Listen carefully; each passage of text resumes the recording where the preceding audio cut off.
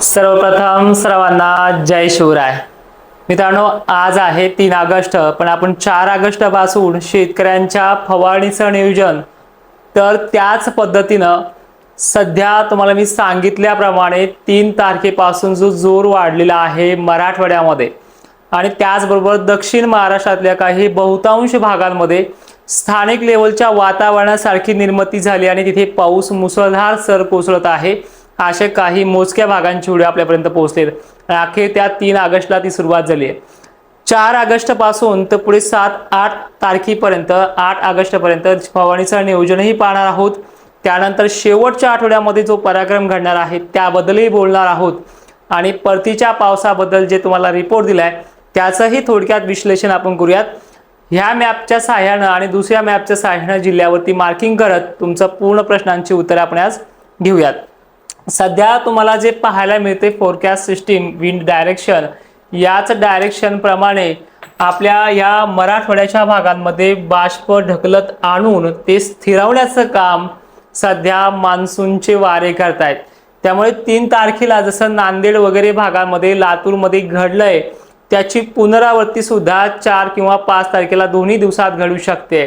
उद्या पहाटेपासून धुळे, नंदुरबार, शहादा, नाशिक क्षेत्र ते पुणे परिसरामध्ये हलक्या पावसाला किंवा काही ठिकाणी सटकाराला सुरुवात होऊन पुन्हा थोडासा विश्रांती घेऊन दुपारनंतर जोर वाढणारी कंडिशन आहे। दक्षिण महाराष्ट्र, मराठवाडा आणि विदर्भातल्या मोजक्या भागांमध्ये पाऊस 31 सारखा किंवा 30 जुलै सारखा नाहीये, पण जसा मागे भाग बदलत पडायचा तीच प्रणाली विकसित होते आणि मराठवाड्यासह दक्षिण महाराष्ट्राला, सोलापूर, धाराशिवला, सांगली बरोबरच बीडला आणि बीडच्या उत्तरेकडील परिसर म्हणजे जालन्याला हा पुन्हा पावसाचा ऍक्टिव्ह इशारा आहे।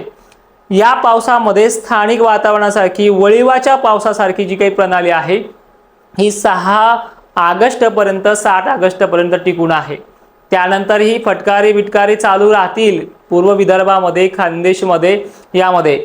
पण यामध्ये आपण स्पष्ट काय करणार आहोत म्हणजे नियोजन फवारणीचं। धुळ्यासह अनेक भागांना हे वारे जे तुम्ही पाहताय, ऍक्टिव्हिटी जी पाहतोय आपण नाशिक क्षेत्राकडनं, अरबी समुद्राकडनं, या ऍक्टिव्हिटीमुळे हे जे काही ढगांचं आगमन करत आहेत आणि इथून नंतर छत्रपती संभाजीनगर हे वारे स्लो होत आहेत, अकोल्याकडे सरकताना दिसत आहेत, इकडे लातूरकडे सरकताना दिसतात आणि त्याच्या उभ्याच्या उभ्या अशा डोंगराळ फळ्या पाहायला मिळतात।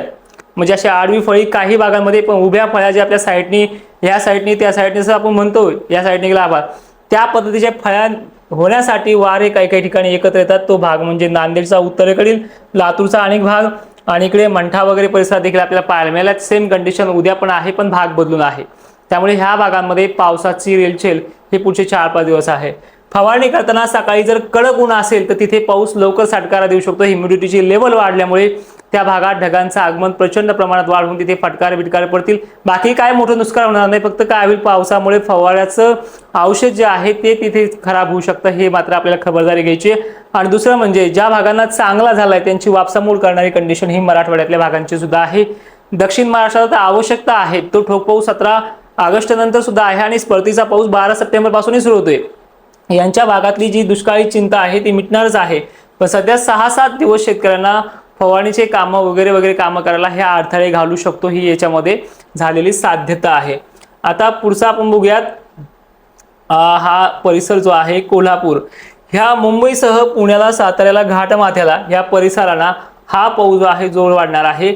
त्याचबरोबर आपण थोडा आणखीनही सविस्तर सांगायचा प्रयत्न जर केला तर तो अजूनही समजून येईल। तर धुळे, जळगाव हा पहाटे 7-8 वाजता इथे सरी कोसळतील। नाशिकच्या हा शिर्डी वगैरे भागात या जास्त सरी आहेत। लातूर, नांदेडच्या सध्या आपण ह्या भागामध्ये सरी चांगल्या पाहिल्यात, परभणी वगैरे पट्टा, सिलो वगैरे पट्टा, पुन्हा रेणापूर पट्ट्यामध्ये सुद्धा आणखी पाहिल्या, पण उद्या सुद्धा ह्या फळ्या आपल्याला जास्त प्रमाणात पाहायला मिळणार आहेत। उद्या सुद्धा 4ला आणि 5ला सुद्धा, 5 ऑगस्ट पर्यंत सुद्धा।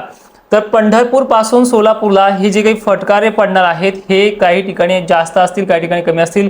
बिदरसह इकडे कोल्हापूरचा भाग सुद्धा आहे। सांगलीचा आणि सोलापूरचा अनेक भाग तिथे घेतला जाईल। अकोला, अमरावती, वर्धा या भागात सुद्धा, नागपूरला जवळपास 9 तारखेपर्यंत पाऊस कायम असणार आहे। भाग बदलत म्हणा, 2 दिवस सोडेल म्हणा, 1 दिवस सोडेल म्हणा, पण ही प्रणाली ह्या भागामध्ये ऍक्टिव्ह राहणारच आहे। त्याचबरोबर उद्या जर आपण सकाळपासूनचं जर गणित पाहिलंय अनेक ठिकाणचं, तर थोडक्यामध्ये आपण हे जाणूनच घेऊयात। तर सरळ सरळ भाग याच्यामध्ये व्यक्त होत आहेत, याच्यामध्ये सरळ सरळ भाग व्यक्त होत आहेत की हा जो काही परिसर आहे, मार्किंग करून घेऊयात परत आपण एकदा त्याला. थोडक्यामध्ये जळगाव पासून तर छत्रपती संभाजीनगर, अहिल्यानगर, पंढरपूर, सोलापूर तर हा इथपर्यंतचा नागपूरचा एरिया उद्या सुद्धा जवळपास 30%, 40%, त्यानंतर 50%ची रेंजमध्ये अशी याची काम चालणार आहे आणि भाग बदलत आहे. म्हणजे दुपारून बनलं की बनत बनत बनत अशा तिरप्या रेषेमध्ये चालणार, पुन्हा लातूरच्या दक्षिण साईडला बनणार, परभणीच्या उत्तर दक्षिण एखादी आडवी फळी, हे करत करत पाऊस आगमन करणार. ही सेम प्रोसेस इथे सुद्धा होणार आहे, अकोला, अमरावती, नागपूर, वर्धा, यवतमाळ, चंद्रपूरला सुद्धा. पण एका दिवसामध्ये तो एकच भाग कव्हर करेल आणि थोडा भाग वाढून घेईल, ही त्याची प्रणाली आहे. आणि हे 6 तारखेपर्यंत चालणार, इथपर्यंत माहिती झालंय. आता 15 तारखेपासून पुढे काय होणार आहे, बंगालच्या उपसागरामध्ये एक लो प्रेशर तयार होण्याचे चान्सेस आहेत. 17 ऑगस्ट पासून 18 ऑगस्ट पासून त्याचे चान्सेस आहेत आणि त्याची डायरेक्शन अजून ठरलं नाही, पण अकोला मार्गे, नागपूर मार्गे तो पाऊस महाराष्ट्रात धाव घेऊ शकतो. जळगाव, धुळ्याला पुन्हा मुसळधारेचा इशारा सुद्धा शेवटच्या आठवड्यामध्ये तो राहू शकतो. ही त्याची विकसित प्रणाली होण्याचा अंदाज आहे आणि त्याबद्दल तुम्हाला मी मागे सुद्धा आपल्या रिपोर्टमध्ये केलेला आहे व्यक्त. त्यानंतर परतीचा प्रवाह जो आहे तो 12 सप्टेंबर आपण डिक्लेअर केलेली तारीख आहे. त्यामध्ये आता जो काही पुढे अंदाज असेल तो तुम्हाला स्पष्ट दिसून येईल, ज्याबद्दल तुम्ही आतापर्यंत अनुभव घेतलाय. त्यानंतर हा प्रवाह जो आहे ऑक्टोबर महिन्याच्या जवळपास शेवटच्या तारखेपर्यंत राहण्याची शक्यता आहे आणि गेल्या वर्षी सुद्धा 3 महिने पावसाळा हा चालला होता. 3 महिने पावसाळा हा चालला होता. ह्या वर्षी जवळपास 2.5 म्हणजे 2.5 महिने तो पाऊस चालण्याची शक्यता दाट आहे. म्हणजे ऑक्टोबर सप्टेंबर संपूर्ण आहे, ऑक्टोबर अर्धा तरी हा 1.5 महिन्याचा जरी घेतला आपण एक हिशोबाने, पण ऑक्टोबर संपूर्ण राहण्याची शक्यता आहे. म्हणजे 1.5 ते 2 महिना याच्यामध्ये राहील आणि 2.5 महिने काय सांगते मग, कारण की WDची जी शक्यता यंदा सुपर अल्निनोमुळे आहे, तो अजूनही सुपर अल्निनो आहे. त्यामुळे WDची शक्यता इकडनं राजस्थान मार्गे जे काही वारे सुटत आहेत, पश्चिमी विक्षोभ, हिची देखील प्रभाव पडण्याची शक्यता दाट आहे. त्यामुळे ऐन दिवाळीच्या पिरियडमध्ये गारपीट वगैरे लक्षण ते आता बोलू नये आपण, पण ते चान्सेस आहेत, त्याबद्दलही आपण पुढे विषय काढूयात. पण राहिला विषय ह्या लातूरच्या वगैरे विहिरीच्या पाण्याचा प्रश्नांचा. थोडं सांगायचं मला थोडक्यात तर काही भागांचा 4-5 दिवसामध्ये गावखेड्यांचा प्रश्न ह्यातही मिटू शकतो. असे मोठे पाऊस सुद्धा ह्या 1-2 दिवसात आहेत, जे गरमीच्या लेवल म्हणा याच्यामुळे म्हणा तिथे ते पडणार आहेत. आणि सरळ सरळ ह्या व्हिडिओचा अर्थ एवढाच होतो की महाराष्ट्रामध्ये 4ही विभागामध्ये थोडंफार दक्षिण महाराष्ट्र ते विदर्भामध्ये खानदेशपेक्षा इथे जास्त पाऊसमान ह्या 6 दिवसामध्ये भाग बदलत पद्धतीने राहणार आहे. एका दिवसात सगळे नाही, 4 दिवसात बरेच भाग 80% भाग तो कव्हर करणार आहे. पाऊस पडण्याची पद्धती 3 आहे, चांदणभरी, फटकारा, बारीक, एखाद्या ठिकाणी वड्याला पाणी येऊ शकतं एवढी सुद्धा याची मजल आहे. पण जेवढं तरसवलं तेवढं बरसण्याची क्षमता याच्यामध्ये आहे, हे तुम्हाला मागे पण सांगितलंय, आताही सांगतोय.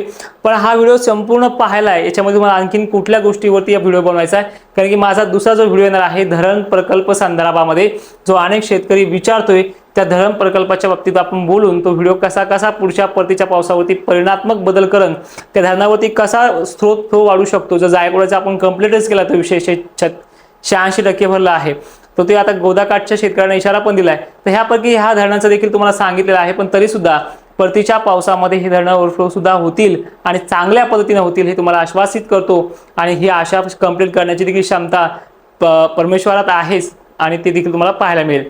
जय शिवराय, धन्यवाद.